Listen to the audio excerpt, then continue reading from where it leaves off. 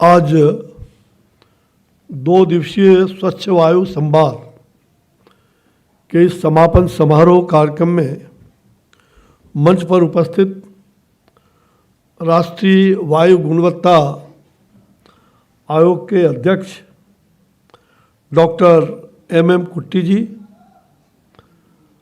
हरियाणा प्रदेश प्रदूषण नियंत्रण बोर्ड के परिषद के अध्यक्ष श्री राघवेंद्र राव जी,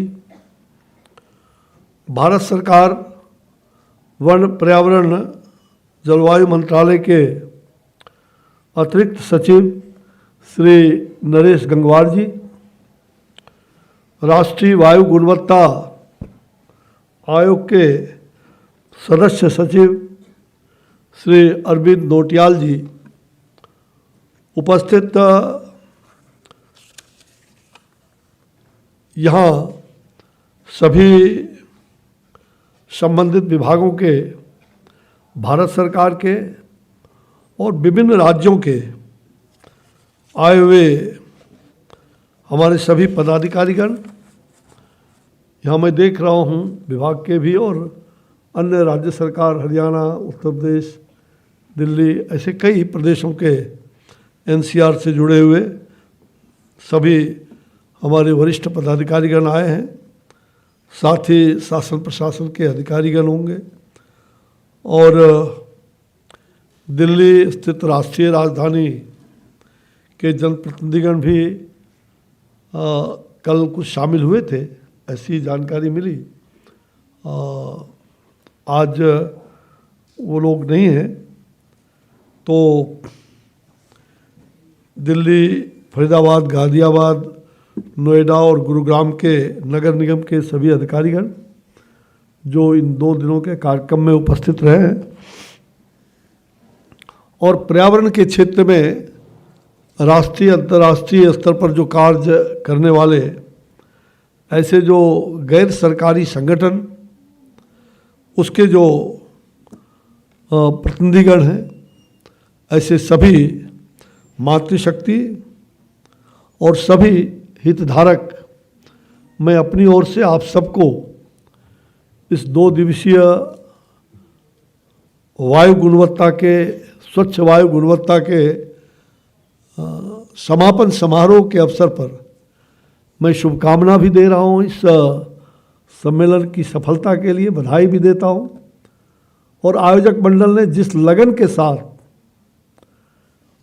और इसकी पूर्व तैयारी भी की और दोनों ही दिन इतनी अच्छी तैयारी हुई है कि मैं बिहार में था, बनारस यूपी में था, तो मुझे लगा कि पहले तो मैंने कहा कि शायद मैं नहीं पहुंच पाऊंगा, अनेक कार्यक्रम लगे हुए थे। फिर मुझे लगा कि नहीं, इतने अच्छे कार्यक्रम, इसमें शिरकत करना आवश्यक है और फिर मैंने एडजस्ट करके अभी वहाँ से चल के आया हूँ कुछ देर पहले और फिर तुरंत यहाँ से पटना जाके क्षेत्र में और कार्यक्रमों में जाके शरीक होऊंगा। ये कितना महत्व है हमारे यहाँ, ये 2 दिनों का हमने इसको कहा समुद्र मंथन। हमारे यहाँ पाश्चात्य काल में कहते थे ना, समुद्र वसने देवी पर्वत स्थल मंडले विष्णु पत्नी नमस्तुभ्यं पाद स्पर्शम क्षमस्वे, ब्रह्मा मुरारी स्तु प्रांतकारी भानु शशि भूमि सुतो उदश्च गुरुश्च शुक्रः शनि राहु केतव कुर्वन्तु सर्वे मम सुप्रभातम। ये स्वच्छ वायु संवाद सुप्रभात को लाने वाला है। मुझे विश्वास है कि 2 दिनों का जो समुद्र मंथन आपने किया है, इससे कई रत्न, 14 रत्न समुद्र मंथन में निकला था। आपने भी वैसे वैसे रत्न खोज करके निकालने का काम किया है और वो रत्न समाज जीवन के लिए कितना उपयोगी होगा, राष्ट्र जीवन के लिए कितना उपयोगी होगा, इसमें हमें कोई संदेह नहीं कि जो काम आप लोगों ने 2 दिनों तक आदरणीय हमारे केंद्रीय पर्यावरण वन जलवायु परिवर्तन के मंत्री श्री भूपेंद्र जी के नेतृत्व में उद्घाटन समारोह के बाद और जिन सत्रों में वो स्वयं शिरकत करके लोगों से सुझाव लिए, मैं उनका एहसानमंद हूँ कि उन्होंने हरियाणा प्रदेश में ये कार्यक्रम रखा और हरियाणा सरकार का बहुत बड़ा सहयोग इस कार्यक्रम में हमें प्राप्त हुआ। इसके लिए मैं हरियाणा सरकार के माननीय मुख्यमंत्री और सभी पदाधिकारियों का एहसानमंद हूँ कि आपने इस कार्यक्रम को सफल बनाने में अपनी बहुत महत्वपूर्ण भूमिका निभाने का काम किया है। भाई और बहनों, भगवान ने ये शरीर दिया है, आखिर ये जितने काम हो रहे हैं उसके पीछे का राज क्या है? मनुष्य का स्वस्थ रहना।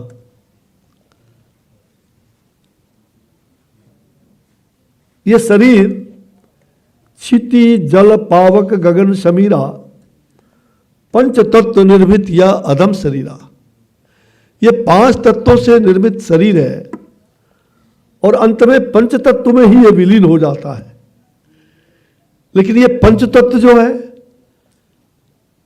वायु, अग्नि, पृथ्वी, जल, ये जो हमारे जीवन के लिए ये 5 तत्व, आकाश, ये सभी जीवन के लिए कितने उपयोगी हैं। कहा कि हमारे मनुष्य की जो सृष्टि हुई है इसमें इन्हीं पंच तत्वों के माध्यम से मनुष्य की शरीर की रचना होती है। और इसलिए प्रकृति प्रदत्त चीजों को, जो प्रकृति ने हमें बनाया है, अगर हम प्रकृति के साथ खिलवाड़ करेंगे तो प्रकृति भी हमें नहीं छोड़ेगी। और हम कहते हैं प्रकृति रक्षति रक्षिता, प्रकृति की रक्षा करेंगे तो प्रकृति हमारी रक्षा करेगी। जैसे धर्मो रक्षति रक्षिता, अच्छे मार्ग पर चलने के लिए धर्म की रक्षा करने पर धर्म आपकी रक्षा करेगी। और धर्म क्या है? वही प्रकृति का एक स्वरूप है, यानी कि मूल चिंतन जो अनादिकाल से चला आ रहा है। जब से यह सृष्टि हुआ होगा उसके बाद से ही प्रकृति और पर्यावरण ये जीवन के लिए कितना महत्वपूर्ण है। आज दुनिया भर के देश इस पर चिंता कर रहे हैं, सम्मेलन हो रहा है। हमारे आदरणीय प्रधानमंत्री जी ने अभी ग्लासगो के सम्मेलन में पंचामृत भेंट किया। ये पंचामृत केवल भारत में मिलता है, दूसरे राज्यों में, दूसरे देशों में पंचामृत आपको दिखाई नहीं पड़ेगा। लेकिन अमृत, ये पंच अमृत, पंच तत्व, उस पंच तत्व की रक्षा के लिए उन्होंने पंचामृत भेंट किया पूरे विश्व के लोगों को।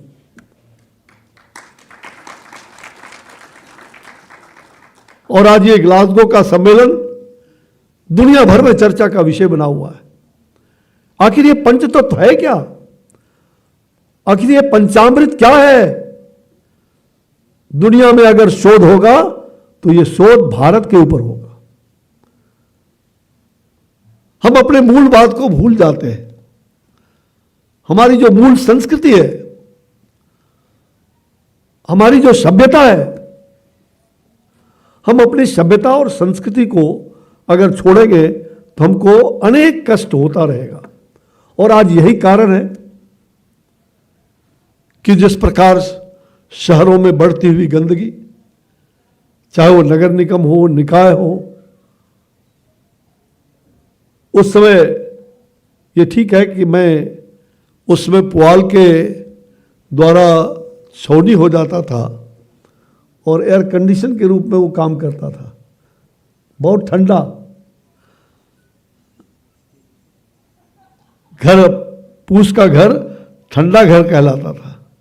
अब आज पक्के के मकान बन रहे हैं। स्वाभाविक है, हम जैसे जैसे मनुष्य की प्रगति हो रही है तो हम प्रगति के बाधक नहीं है, हमें युगानुकूल आधुनिकीकरण पर जरूर बल देना है।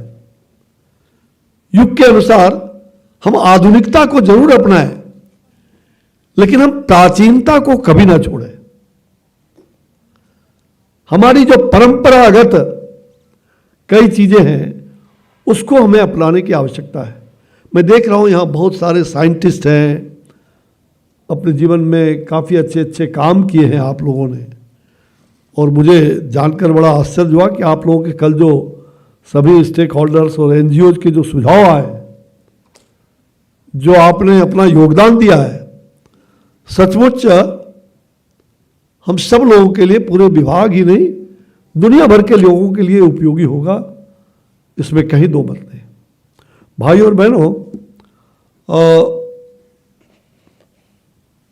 मुझे जानकारी मिली कि आज इस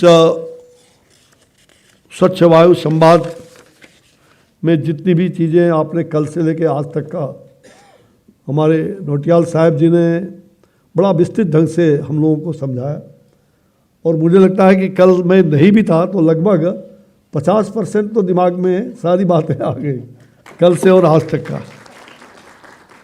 इतने बढ़िया ढंग से इन्होंने हम सब लोगों का मार्गदर्शन किया। हम जानते हैं कि जिन योजनाओं को 2 वर्ष पहले ही गति देने का प्रयास किया था हमारे विभाग की ओर से, उसमें काफ़ी प्रगति हुई है। हमने कई नए नए तकनीक हमने खोज निकाला है, और उसके लिए अलग से ही कुट्टी साहब के नेतृत्व में वो काम चल रहा है। हम पूरी तरह से वायु गुणवत्ता आयोग हमने राष्ट्रीय स्तर पर बनाया है इसकी चिंता के लिए, खास करके एनसीआर के लिए। और इसमें कई प्रदूषण है, जल प्रदूषण, वायु प्रदूषण, वाहन प्रदूषण, मकानों के बारे में आपने कहा, इंफ्रास्ट्रक्चर जो इतने बड़े बड़े बन रहे हैं उसके कारण जो प्रदूषण फैल रहा है, धूल दूषित जो हमारी कई प्रकार की चीज़ों को प्रदूषित कर रहा है। तो ऐसे कई महत्वपूर्ण प्रदूषण के कारण आज पर्यावरण पर स्वच्छ वायु जीवन का आधार है, हम जानते हैं, और देश की वायु गुणवत्ता में जो हुआ सुधार है वो अपने आप में बहुत महत्वपूर्ण है। जो काम आपने 2 साल और कुछ महीनों में जो किया है उसका अनुकरण दुनिया भर के लोग कर रहे हैं। पिछले कुछ महीना पहले जब आनंद विहार में स्मॉग टावर लगाया गया था, और उस दिन माननीय मंत्री जी, मैं स्वयं था, सारे हमारे वरिष्ठ पदाधिकारीगण थे, और प्राण पोर्टल भी उस दिन लोकार्पित हुआ था। और हमने प्राण पोर्टल के माध्यम से, जिसको ऑक्सीजन युक्त वायु को प्राण वायु कहते हैं, आज उस गंभीरता को हमने वैश्विक महामारी के दौरान झेला भी है। उस संकट से हम लोग रूबरू हुए हैं। कई परिवार, कई लोग हमारे हमसे विदा ले लिए, और इसलिए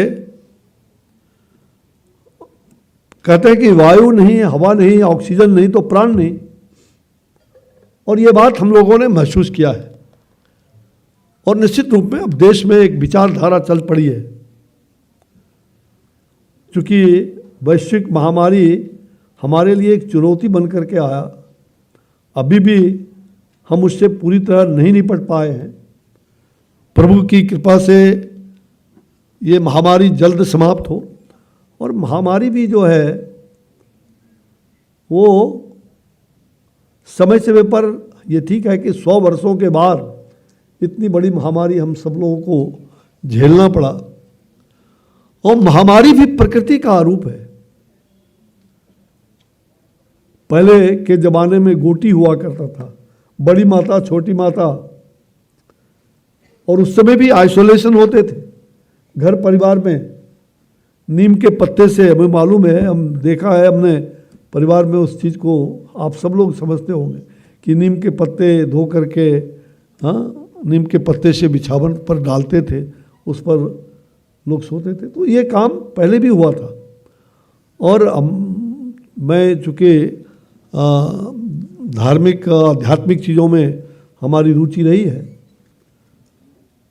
तो महामारी जो है वो कहीं न कहीं भगवती स्वयं कहती हैं कि मैं महामारी हूँ। दुर्गा सप्तशती में आप जब पढ़ेंगे तो महामारी का वर्णन जब आता है तो वो कहते मैं ही तो महामारी हूँ। है ना, जब लोग प्रकृति के साथ खिलवाड़ करते हैं तो महामारी भी उत्पन्न होता है।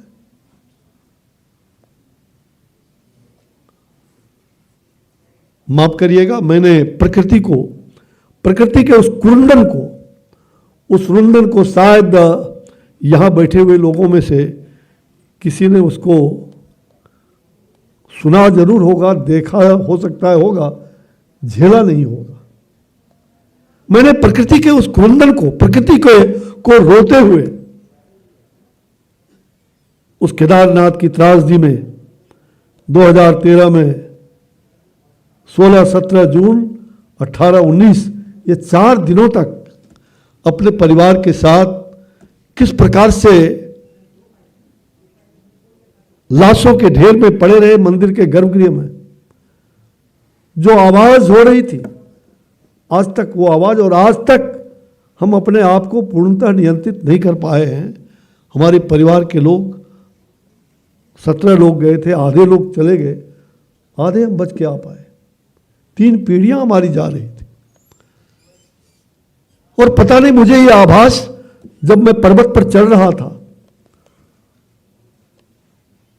और जब मैंने देखा कि यहां शराब की बोतलें दिखाई पड़ रही है, तो मुझे लगा कि सचमुच इतना अनर्थ हो रहा है। ये श्री केदारनाथ बद्रीनाथ यहां आते हैं और यहां भी लोग इसको टूरिस्ट का केंद्र बना दिए हैं। दुर्भाग्य है। और ये मैंने चढ़ते वक्त अपने परिवार के लोगों से कहा, देखो बोतलें कितने हैं, क्या हालत है। और ठीक दूसरे ही दिन इतना बड़ा महाविस्फोट। और इसलिए मैं तो और भी बचपन से ही मैं पर्यावरण का, प्रकृति का काफ़ी प्रेमी रहा हूँ, लेकिन अब तो मुझे लगता है कि वह प्रेम मेरे दिल में 24 घंटा लगता है कि प्रकृति के चीज़ों को कभी नहीं छेड़ना चाहिए। नहीं तो प्रकृति आपको कभी नहीं छोड़ेगी, कभी नहीं छोड़ेगी। और प्रकृति प्रदत्त चीजों पर भी आपका अधिकार, केवल अधिकार रहे और कर्तव्य ना हो तो केवल अधिकार से काम नहीं होगा, हमें कर्तव्य भी करने की आवश्यकता है। और आज 2 दिनों का जो ये समुद्र मंथन हो रहा है, अपना अपना क्या कर्तव्य है, हर विभाग का क्या कर्तव्य है, हर विभागों के साथ हम लोगों ने चर्चा भी किया है। प्रधानमंत्री जी बराबर कहते हैं, कई इंटर मिनिस्ट्रियल जो हमारे विभाग है उनके साथ भी हम लोग समय समय पर इसकी चर्चा करते रहते हैं। और शहर के अंदर जो आबादी आज बढ़ रही है, पता नहीं 2050 तक ये आबादी कहीं 2/3 ना हो जाए। मैं जो देख रहा हूं कि गांव छोड़ छोड़ के लोग शहर भाग रहे हैं, ये चिंता का विषय है। हमें शहरीकरण चाहिए, इसमें कहीं दो मत नहीं, लेकिन हमें गांवों को जगाते रहना पड़ेगा। आज आदरणीय प्रधानमंत्री जी जहां प्राकृतिक खेती की बात कर रहे हैं, हमें उस पर भी बल देना होगा, नहीं तो कोई सहारा नहीं मिलेगा। और इसलिए हमें गांव को इस रूप में बनाना है, गांव में ऐसी सुविधाएं अगर हमको मिल जाए जो शहर से कम ना हो, तो फिर लोग गांव छोड़ के शहर क्यों पलायन करेंगे। और उसके लिए हमारी सरकार ने गांव गांव में कुटीर उद्योग का जाल बिछाने का जो काम शुरू हो रहा है, गांव से बाहर जाके रोजगार करेंगे, जितने पैसे वो कमाते हैं आधे पैसे वो किराए में दे देते हैं, और वो बेचारा गरीब अच्छी तरह से अपना परिवार भी नहीं चला पाता। तो मुझे लग रहा है कि हमें गांव की ओर काफ़ी ध्यान देने की आवश्यकता है, और गांव की जब आर्थिक स्थिति सुदृढ़ होगा तो निश्चित रूप में हमारा शहर भी बनेगा और हमारे राज्य और राष्ट्र का भी निर्माण होगा। हमारी सरकार ने स्मार्ट सिटी की परियोजना भी लाई है। मैं बिहार में जब मंत्री हुआ करता था, नगर विकास मंत्री का भी दायित्व, स्वास्थ्य, नगर विकास, कई मंत्रालय का दायित्व हमने संभाला है। मैंने अनुभव किया है कि स्मार्ट सिटी परियोजना कितना अच्छा है। 100 स्मार्ट सिटी हमारे बन रहे हैं। जो हमारा ग्रीन बिल्डिंग्स है, जो इको फ्रेंडली लेवलिंग सहित कई योजनाएं भारत सरकार ने जो शुरू किया है राज्यों के सहयोग से, ये निश्चित रूप में उदाहरण योग्य है। हमारे वन विभाग की ओर से यहाँ बैठे हुए हैं हमारे डीजी भी रहे। अब वन को लगाने का काम, उस पर काफ़ी अनुसंधान होता रहता है। हमारे यहाँ जंगल कट रहा है, जंगल पर, और उसके लिए रिफॉर्म्स करके हम बहुत सारी चीज़ों को उसमें जोड़ने जा रहे हैं। प्राइवेट फॉरेस्ट पर भी हम बल देने जा रहे हैं कि वन आच्छादित हो, जितना ज़्यादा हरियाली रहेगी उतनी ही ज़्यादा शांति भी मिलेगी और उतने ही ज़्यादा लोगों को अच्छा स्वच्छ वायु भी मिलेगा। और इस दृष्टिकोण से हमने देश भर में 1000 नगर वन योजना, ये आदरणीय प्रधानमंत्री जी की जो सोच रही कि भाई शहरों में ऑक्सीजन नहीं मिल रहा था, देहात में तो लोग थोड़ा बहुत टहल लेते हैं, गांव में, शहर में तो बड़ी मुश्किल हो जाती है। और इसलिए शहरों में हमारा नगर वन योजना और जो नर्सरी योजना हमने स्कूलों में भी शुरू किया है वन विभाग की ओर से, ये दोनों ही महत्वपूर्ण है। और कहते हैं बूंद बूंद से घड़ा बढ़ता है और नदियों से सागर बनता है। तो हमें बूंद बूंद से घड़ा भी भरना है अगर हमने ये काम शुरू किया। और मेरा एक आग्रह होगा, अभी मैं जब बातचीत कर रहा था तो कुट्टी साहब से मैंने कहा हमें किसानों को भी थोड़ा समझाना पड़ेगा। हम जानते हैं कि किसान बुज़दिल नहीं है, किसानों के अनुभव इतने, पढ़े लिखे, कोई साइंस और रिसर्च नहीं किया था, लेकिन वो बता देते थे किधर पछिया बह रहा है, किधर पूर्वा बह रहा है, कब पानी आएगा, कब खेत करना है, कब जोतना है, कब बिचड़ा पालना है, कब उसमें से हमें फसल काटना है। ये पहले ज़माने में जो पढ़े लिखे नहीं थे और इतनी अच्छी अच्छी कविता, दुआई, दोहा पढ़ते थे, मन खुश हो जाता था और उसी के अनुसार होता था। उसी के अनुसार मतलब 12 मास जो हमारे बीतते थे वो कितना आनंददायक होता था। लेकिन आज मुझे लग रहा है कि उसमें कहीं न कहीं, इसलिए किसान भाई के लिए मैं तो कहूँगा, आदरणीय प्रधानमंत्री जी भी, सभी लोग इसका आग्रह करते रहे। हमारे यहाँ सभी राज्यों के सहयोग से हमने पेड़ लगाने का भी काम हम कर रहे हैं। काफ़ी वृक्षारोपण का काम हुआ है। तो वृक्ष जितना लगाना है उसे उतना सुरक्षित भी रखना हमारा कर्तव्य हो जाता है। हम बच्चे को जन्म दे दें, अब बच्चे का भरण पोषण ठीक से ना करें तो बच्चे को जन्म देना बेकार है। इसलिए हमें वृक्ष लगा करके वृक्षारोपण करना, और किसान भाइयों के लिए मेड़ में पेड़, मेड़ में पेड़ अगर उगाएंगे तो उससे मेड़ की भी रक्षा होगी। मेड़ में अगर पेड़ होता है तो आपस के आज अधिकांश आप केस देख लीजिए जा करके, चाहे वो डिस्ट्रिक्ट कोर्ट में हो, सब डिवीजन कोर्ट में हो या हाई कोर्ट में हो, अधिकांश झगड़े जमीन के बारे में है। तो ये जमीन हमारा है, आपने ग्रहण कर लिया, इसने अधिपत्य कर लिया, तो हमें मेड़ देने की जरूरत। मेड़ में पेड़ अगर लगा दिया तो पेड़ बाइफरकेट कर देगा दोनों के खेत को, और पर्यावरण का भी मतलब कहा जाए एक बहुत बड़ा काम होगा, प्रकृति की भी रक्षा होगी। तो मुझे लगता है कि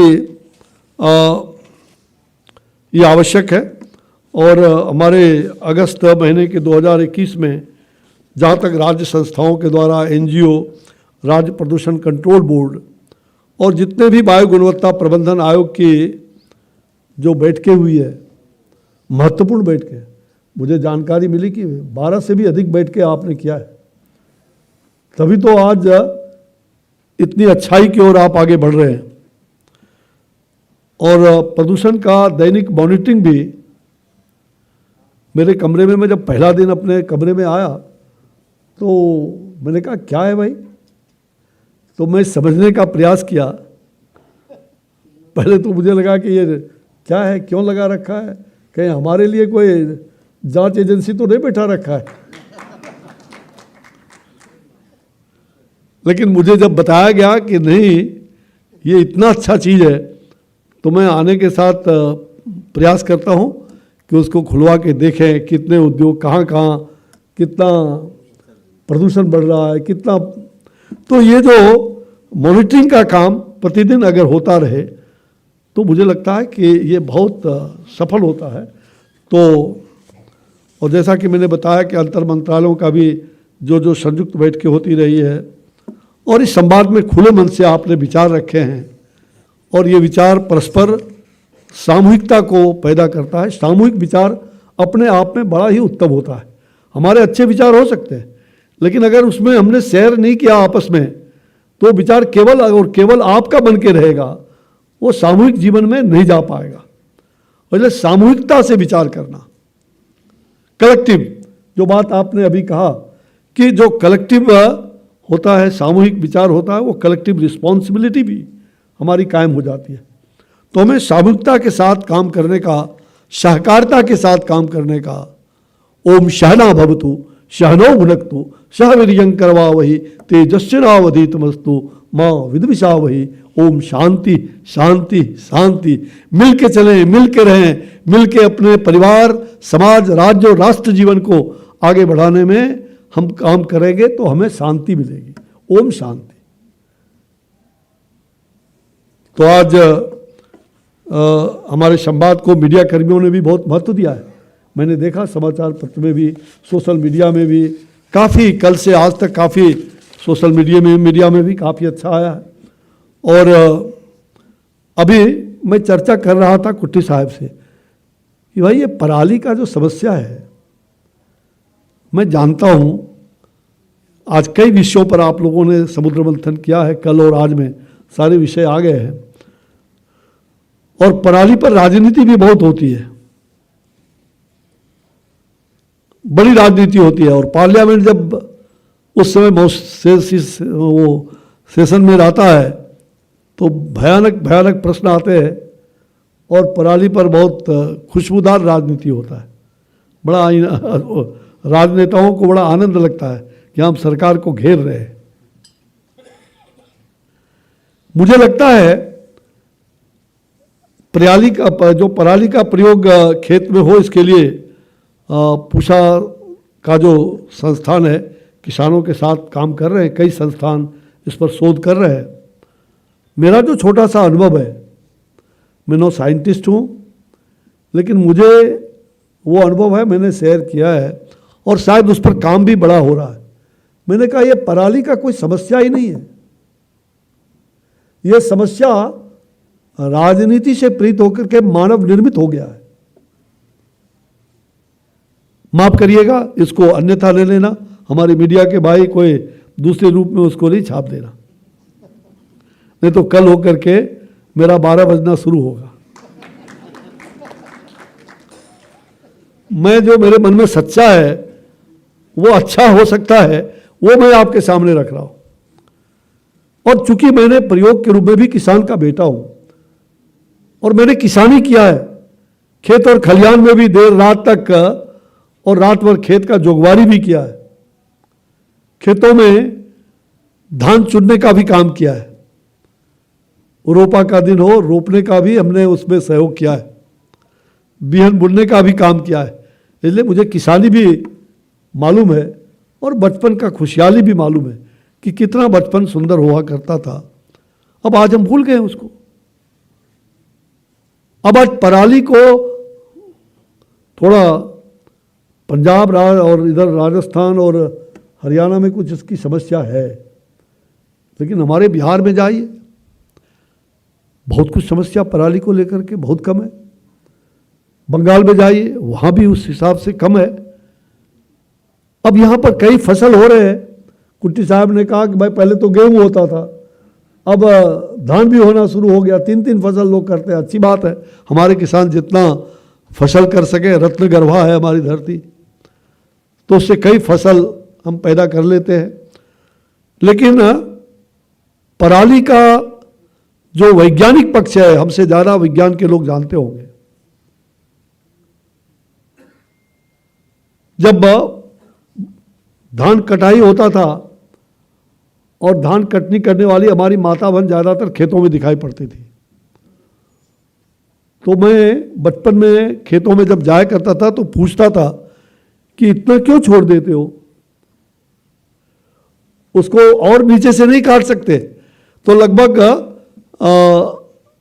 6 इंच कहिए या 9-10 इंच तक 1 फीट से नीचे जमीन में छुट जाता था।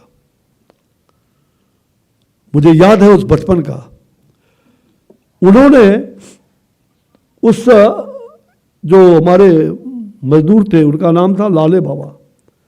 लाले बाबा जो हमारे खेती को देखते थे, बोला नूनू आओ, ऐसे आओ, दिखाता हूँ।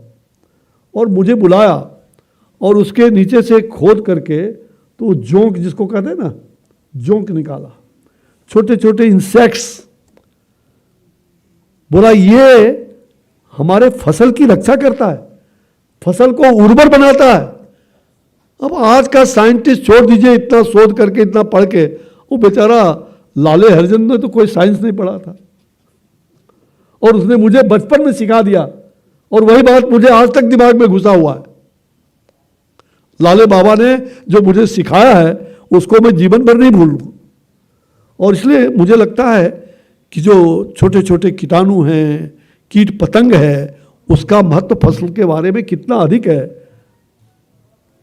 पता नहीं क्यों इस पर लोग इतना इसको विवाद बना करके रखे हैं। मुझे विश्वास है कि इस विवाद का, समस्या का हल जहां हमारे वैज्ञानिक कर रहे हैं, बताया कुट्टी साहब ने कि अब छोटे छोटे भी 1 साल 2 साल 3 साल लगेगा। ये ठीक है कि हमारा NTPC बायोगैस को किस प्रकार से उसको सर्जन करने का काम करने वाले हैं सभी लोग। और आज आपने मुझे लग रहा है कि आज का जो विषय रहा था, मुझे ये बताया गया कि यहाँ जो मंत्रालय जो अपना हमारा काम कर रहा है गैस का उत्सर्जन का, उस सभी मंत्रालयों ने विचार किया है, रखा है। और मुझे लगता है कि इस समस्या का समाधान तो जरूर होगा, हम करेंगे। लेकिन हम फिर भी, मैं किसान भाइयों से विशेष आग्रह करूंगा, मेरा आग्रह होगा कि आप जिससे डरते हैं और शॉर्टकट आप रास्ता अगर अपनाएंगे तो आपका जीवन शॉर्टकट से उतना सुखदायी नहीं होगा। इसलिए शॉर्टकट रास्ता नहीं अपनाइए, शॉर्टकट ऑलवेज कट शॉर्ट। और मेरा आग्रह होगा किसान भाइयों से इस सम्मेलन के माध्यम से कि हम दोनों प्रयोग करके देखें। और जब दोनों प्रयोग करके देखेंगे तो हमें इसका बल मिलेगा, तो फिर कोई पराली समस्या बहुत बन करके नहीं रहेगा। हालांकि भारत सरकार, राज्य सरकार सब मिल करके, हम NCR के लोग सब मिलकर के इस पराली के समस्या का आने वाले 2-3 साल में हम पूर्णतः समाधान करने की दिशा में अग्रसर हो रहे हैं। आगे और भी होंगे, इसमें कहीं दो मत नहीं। फिर भी मुझे लग रहा है कि अंत में मैं आज बड़ा अच्छा है, एक आयुर्विज्ञान का एक श्लोक पढ़ करके मैं अपनी बात को समाप्त करूंगा, क्योंकि मुझे प्लेन की भी घंटी आ गई है।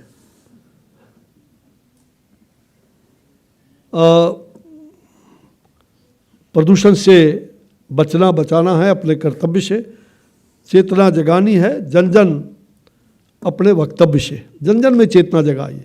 People's awareness and people's participation, लोक जागरण, लोक सहभागिता, लोक संवाद, लोक सेवा, तभी होगा लोक कल्याण। लोक कल्याण को हम अगर महत्व देते हैं तो ये आवश्यक है। कहते हैं, हमारे यहाँ एक कथा है, एक ही साधे सब सधे। एक को साध लीजिए, देहात में कहते हैं एक ही साधे सब सधे, सब सध जाएगा। तो हम लोग एक क्या साधे, हम प्रकृति से प्रेम करें। अगर प्रकृति से हमारा प्रेम बढ़ जाएगा तो संपूर्ण पर्यावरण का संकट भी धीरे धीरे दूर होते हुए दिखाई पड़ेगा। और इसलिए हमारे यहाँ आयुर्विज्ञान में एक चरक संहिता में एक वाक्य है, और वो वाक्य वायु के लिए, इस आज के इस परिसंवाद के लिए, आज का जो स्वच्छ वायु संवाद है, उसमें वायुरायु वायुरायुर बलबल बलम, वायुरायुर बलम, वायु वायुर्वायु धारता शरीरी नाम, या ना ये वायु ही आयु है, वायु ही आयु है। जितना अवलोम विलोम करेंगे, पागल नहीं है हमारे रामदेव बाबा। अरे भाई, जमीन पर उतार दिया उन्होंने। पहली बार बिहार में आए तो मेरे घर पर 7 दिन रहे। उनको जगह, पहली बार बिहार आए 7 दिन, मैंने कहा आपके लिए हमारा मकान है, आप जितना अवलोम विलोम और केंद्र चला सकते हो बाबा आप करो, ये बड़ी आवश्यकता है। तो वायु ही आयु है, वायु ही बल है, और शरीर को धारण करने वाले भी वायु ही है। इसलिए हमारे लिए वायु कितना आवश्यक है, सच ये आवश्यक कितना है। इसलिए मैंने कहा स्वच्छ पवन नील गगन, हमें स्वच्छ पवन और नील गगन की ओर विचरना है। आइए आज हम सब मिलकर के जो संकल्प 2 दिनों तक लिया है, बहुत अच्छे हमारे युवाओं ने जो सहभागिता इसमें, इस सम्मेलन को सफल बनाने में जो उन्होंने अपना वैज्ञानिक दृष्टिकोण और सही जो दृष्टिकोण रखा है, उसके लिए मैं उन सभी स्टेक होल्डर्स को भी, हितधारकों को भी बधाई देता हूं।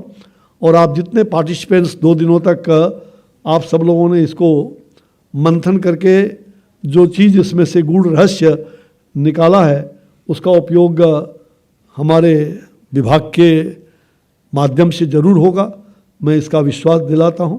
इसलिए यह सम्मेलन बड़ा ही सफल सम्मेलन के रूप में माना जाएगा। और राष्ट्रीय स्तर पर इतना बड़ा सम्मेलन और आयोजक मंडल ने जिस दिल और दिमाग से किया है, और हम सभी लोगों ने मिलके 14 रत्न उससे निकाल रहे हैं, तो वो 14 रत्न को हमें पहचानना होगा, हमें जानना होगा, उन रत्न को हम कभी भूले ना। तो मैं इन्हीं शब्दों के साथ आप सभी भाई और बहनों को हृदय की गहराई से आप सबका नमस्कार करते हुए, सर्वे भवन्तु सुखिनः, सर्वे सन्तु निरामया, सर्वे भद्राणि पश्यन्तु, माँ कश्चित् दुःखभाग् भवेत्। सभी सुखी हों, सभी निरामय रहें, आरोग्य रहें, कोई रोगी ना हो, सभी भद्र हों, और सभी एक दूसरे की पीड़ा को अपनी पीड़ा समझ करके पीड़ित मानवता की सेवा में लगे रहें। वही हमारी मूल संस्कृति है, सभ्यता है। मानव सेवा, माधव सेवा, वही भगवान की सेवा है। नर सेवा, नारायण सेवा, इस सेवा को हम करते रहें तो हमारा जीवन भी परिपूर्ण रहेगा। शांति और अमन चैन से हम अपने जीवन को भी आगे बढ़ाने में कामयाब होंगे। बहुत बहुत धन्यवाद। जय हिंद, जय भारत, वंदे मातरम, नमस्कार। धन्यवाद सर, आपके इन शब्दों का हम तहे दिल से स्वागत करते हैं। I request